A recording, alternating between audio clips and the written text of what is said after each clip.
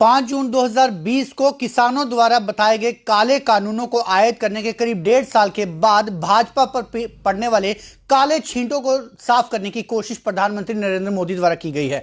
आज सुबह लिया गया फैसला कि 3 जो मुख्य कानून थे किसान फार्मर बिल्स को, उन्हें वापस लेने के बाद किसानों की खुशी का ठिकाना नहीं रहा है। लेकिन बड़ा सवाल यह है कि आखिर जो कृषि कानून है इन्हें वापस लेने की किसानों की जीत मानी जाए या भाजपा की हार। इस विषय पर चर्चा के लिए मेरे साथ मौजूद है डीडीसी मेंबर टीएस टोनी साहब। टोनी साहब, क्या मानते हैं, इसे किसानों की जीत मानेंगे या भाजपा की एक बैकफुट पे आना मानेंगे?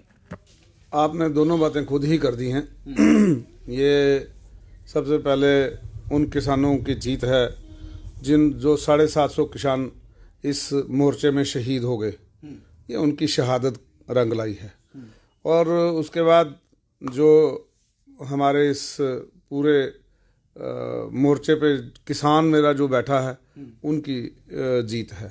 फिर उसके बाद जो मेरे किसान नेता हैं टकैत साहब और तमाम जो नेता लोग हैं वहाँ पे जो इस धरने में शामिल हैं, और वो तो मैं आगे भी थोड़ी देर पहले भी प्रेस वार्ता में भी ये बात कर रहा था कि ये उन लोगों को मुबारक है। क्योंकि देखें आप, हमने जब यहाँ पे किसान आंदोलन में शमूलियत की और एक बहुत बड़ी रैली का आयोजन किया आरएसपुरा में, तो मेरे साथ जो लोग अरेस्ट हुए, अवतार सिंह चट्ठा, अजमीत सिंह सिंबल से, तो और बहुत सारे जो किसान नेता थे जो आके अरेस्ट हुए थे, क्योंकि हमें वो रैली नहीं निकालने दी गई थी और जो पुलिस बल इस्तेमाल करके हमें आरएसपुरा पुलिस स्टेशन में अरेस्ट किया गया। उसके बाद फिर उनको जब धरना प्रदर्शन ज़्यादा बढ़ गया, फिर उसके बाद उनको रिलीज़ भी करना पड़ा, फिर हमें जम्मू तक आना पड़ा, सतवारी जाम हो चुका था।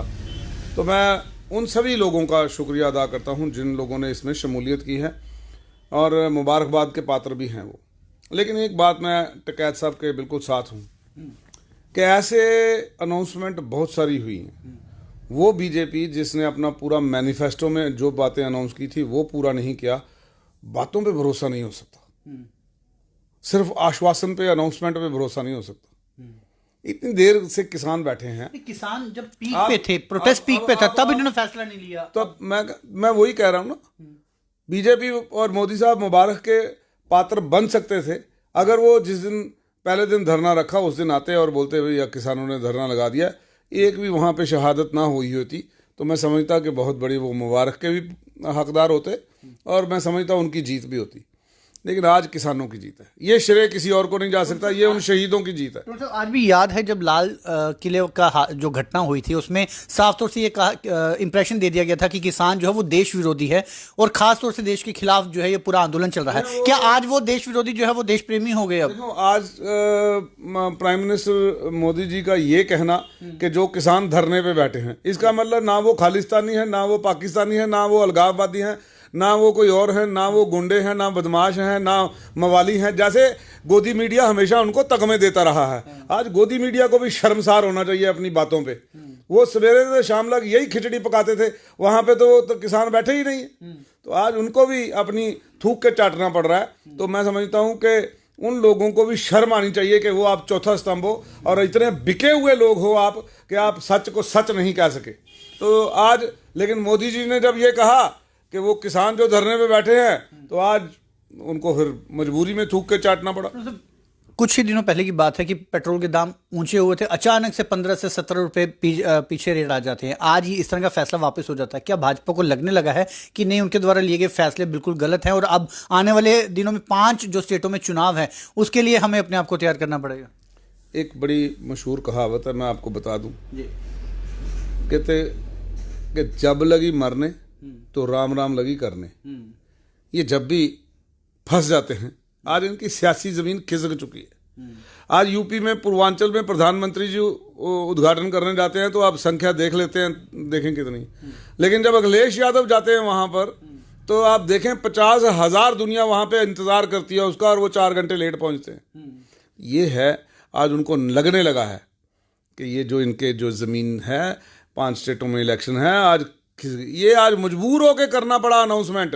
जम्मू में भी नेता छोड़ रहे हैं बीजेपी की पार्टी को। हाँ, आज ही मेरे ख्याल एक किसान नेता है, सरपंच भी है, हमारे आरसपुरा से बद्री जी, उनको हम बड़े प्यार से बोलते हैं सरपंच, बड़े इसी नाम से मशहूर हैं वो। तो उन्होंने अभी आज इस्तीफ़ा दिया है। थोड़े चंद दिन पहले उनका डिस्ट्रिक्ट का प्रधान था लाडी शर्मा, उसने इस्तीफ़ा दिया वहाँ से। तो जाहिर है आने वाले दिनों में और इस्तीफे देखेंगे आप। तो अब जिस तरह से परिणाम परिदृश्य सामने आ रहे हैं, आपको लगता है कि कुछ और फैसलों में भी बीजेपी को बैकफुट पे आना पड़ेगा? क्योंकि जो हट की सरकार चल रही थी वो शायद जनता अब जो है वो एक्सेप्ट नहीं कर रही। बिल्कुल, जो तानाशाही की सरकार थी, जो हिटलर शाही की सरकार थी, वो आजकल जम्मू में भी देखने को मिलती है। आप देख रहे हो ना, बजरी 6,000 रुपए की, रेत 6,000, बजरी 4 और डबल रेट पे जा रही है। तो क्या लेफ्टिनेंट गवर्नर मनोज सिन्हा को समझ नहीं आ रही? उनको ये गुहार हमारी बार बार लगाई हुई दिखाई नहीं दे रही? क्या बीजेपी सोई हुई है? क्या बीजेपी के सारे लीडर उनके बहरे हो चुके हैं? वो सुनाई नहीं दे रहा उनको लोगों का शोर, गरीबों का शोर सुनाई नहीं दे रहा? फिर आने दो। अब लोग इनसे मुंह नहीं लगाना चाहते, बहस नहीं करना चाहते, क्योंकि ये अंधभक्त हैं, ये मानते नहीं। ये मानेंगे जब लोग इनके खिलाफ वोट डालेंगे। और मैं जम्मू वालों से अपील करूंगा, जम्मू वालों आप जाग जाओ। अब आपकी बारी है, इनको दिखाना है। अगर ये देश में दूसरी आज़ादी की जंग होगी, बीजेपी को बाहर निकालना है हुकूमत से। ये they can be good opposition but they can never be a good ruler. इन्होंने ये साबित कर दिया। ये एक अच्छी अपोजिशन बन सकती है, लेकिन ये कभी भी अच्छी हुकूमत कभी नहीं बन सकती। और मैं समझता हूँ शायद इसीलिए हमारे बुजुर्गों ने 70 साल इनको नहीं आने दिया, क्योंकि वो पहले दिन से इनको भांप गए थे कि अंग्रेज़ों की जंग में ये कहीं शामिल ही नहीं थे। इनके नेता सिर्फ माफ़ीनामा करके और जेलों से निकलते आए। जंग कभी नहीं लड़ी इन्होंने अंग्रेज़ों के खिलाफ। ये इतिहास गवाह है इस बात का। बस ये इतिहास बदलने में लगे हैं। लेकिन आज भी जम्मू में इन्होंने जो तानाशाही की सरकार चला रखी है, आप लद्दाख में देखें, वहाँ के लेफ्टिनेंट गवर्नर ने लिकर पॉलिसी बनाई ओनली फॉर लद्दाख। हमारे गवर्नर साहब, लेफ्टिनेंट गवर्नर साहब ने बनाई पूरे हिंदुस्तान के लिए, और मेरे जम्मू के लोगों को बेघर कर दिया, बेरोजगार कर दिया। ये आप हमारा वेलफेयर सोचने आए हैं जम्मू का? ये जम्मू को देना था आपने 70 सालों के बाद? इससे तो अच्छा कश्मीरी हुक्मरान थे। कम से कम अगर नौकरियां निकलती थी तो अगर वो 70% खाते थे तो 30% जम्मू को भी मिलती थी। मैं ऐसे ही समझता हूं जैसे आप कहते हो। लेकिन आपके जमाने में तो जनाब नौकरियां 100% कश्मीर में लग गई, जम्मू में 0। ऐसी लिस्ट है लोगों में। आप, मैं कहता हूं वाइट पेपर ले आके आओ। 2000 जब से आप 14 के बाद सरकार आई, इनकी सरकार 2014 के बाद, तो उसके बाद जो इनकी सरकार आई हुई है, महबूबा मुफ्ती साहब के साथ जब बनाई इन्होंने, तो तब से लेके आज दिन तक मैं बोलता हूं आप वाइट पेपर लेके आओ नौकरियों पे कि कश्मीर को कितनी दी और जम्मू को कितनी दी। ये आज सबके सामने है। कहाँ इन्होंने बोला था 2 बटालियनें खड़ी करेंगे बॉर्डर के ऊपर, की खड़ी? नहीं खड़ी की। सिर्फ धोखा और धोखा। और आज मैं समझता हूं ये किसानों की एक बहुत बड़ी जीत है, जिन्होंने इस हिटलर शाही सरकार को घुटनों के बल लाया है। बहुत बहुत शुक्रिया डॉक्टर साहब।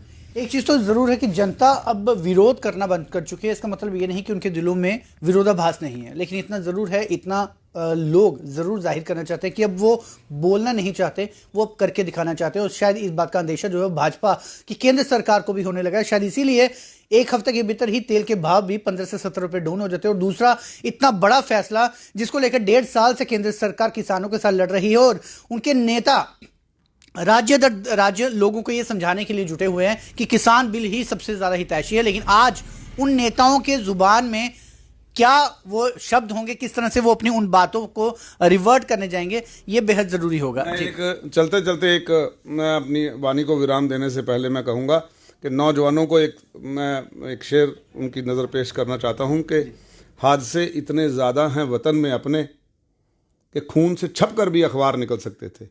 हादसे इतने ज़्यादा हैं वतन में अपने कि खून से छप कर भी अखबार निकल सकते थे।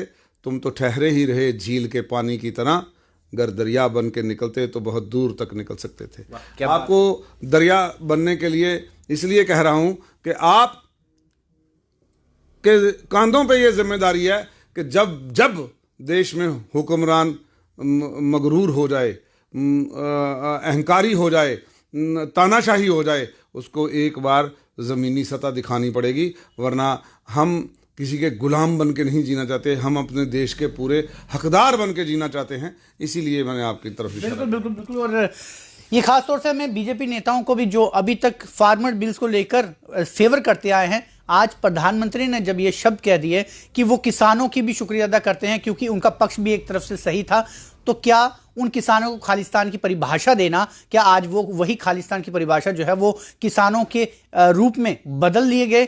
क्या वो शब्द जो है वो बदल लिए गए? और क्या जो भाजपा के नेता अभी तक सभी तरह के प्रधानमंत्री के सभी डिसीजन को सही कह रहे थे, वो आज अपने पक्ष को किस तरह से साफ कर रहे होंगे? ये घर बैठे बीजेपी लीडर भी जरूर सोच रहे होंगे कि आखिर वो अब अपने परिदृश्य को लोगों के सामने किस तरह से सामने लाएंगे। और खासतौर से उन नेताओं को भी जरूर है जो आज से पहले तक कहते थे कि प्रधानमंत्री ने ये जो फैसला लिया बिल्कुल सही किया, और आज भी वो यही कह रहे हैं प्रधानमंत्री ने जो फैसला लिया वो सही है। उससे साफ तौर से जाहिर होता है कि खास तौर से जम्मू कश्मीर की भाजपा इकाई केंद्र सरकार के शब्दों के अलावा उनके पास अपने शब्द कुछ भी नहीं है। आप जुड़ रही व्यू स्टूडियो न्यूज के साथ।